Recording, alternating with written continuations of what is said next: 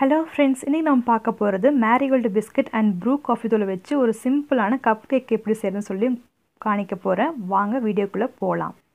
இப்போ 1 tablespoon brew coffee தூள் எடுத்துர்க்கேங்க. இதுல 2 டேபிள்ஸ்பூன் அளவு சர்க்கரையை சேர்த்துக்கேன். இதுல கொஞ்சம் தண்ணீர் சேர்த்து நல்லா கலரி விட்டுக்கலாங்க. ஒரு 5 நிமிஷம் நல்லா கலரி விட்டதுக்கு அப்புறமா நமக்கு இந்த மாதிரி ஸ்டேஜ் கிடைக்கும். இத அப்படியே எடுத்து வச்சுக்கலாம். நான் இப்போ 2 பாக்கெட் பிஸ்கட்டை மிக்ஸில போட்டு பொடி பண்ணி கொண்டு வந்துறேன்.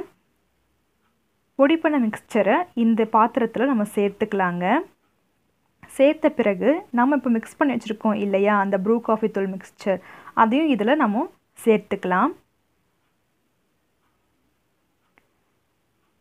அப்புறமா இந்த கேக்கு தேவையான அளவு 1 tablespoon baking powder, 1/4 tablespoon baking சோடாவும் சேர்த்துக்கலாங்க. கேக்ல பேக்கிங் சோடா லெவல் அதிகமா இருக்கும். அதனால இதல நம்ம குறைவா சேர்த்துக்கிட்டா போதுமானதா இருக்குங்க. இப்போ இத நல்லா கலரி விட்டுக்கலாம்.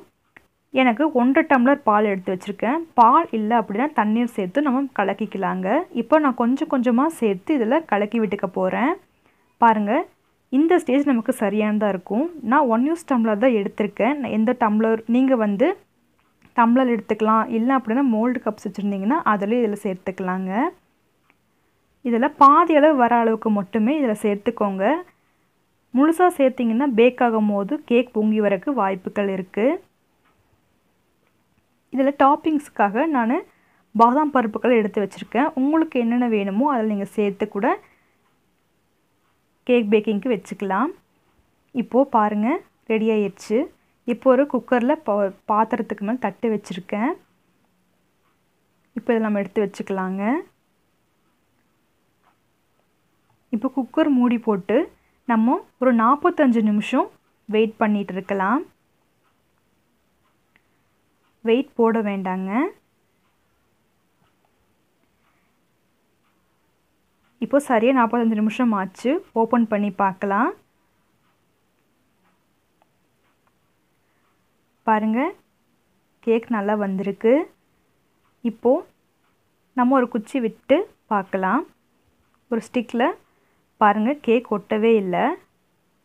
நல்லா உதிரி உதிரியா இருந்திருக்கு. இப்போ இது ஒரு 2 மணி நேரம் வந்து நல்லா ஆற விடலாங்க. ஆறின பிறகு நம்ம எடுத்து சுவைக்க வேண்டியதுதான். பாருங்க வீட்ல இருக்கக்கூடிய 2 பொருட்களை வச்சு இவ்ளோ சுலபமான ஈஸியான கப் கேக் நம்ம செஞ்சாச்சு. இது வீட்ல இருக்கிற குழந்தைகளுக்கு கொடுங்க.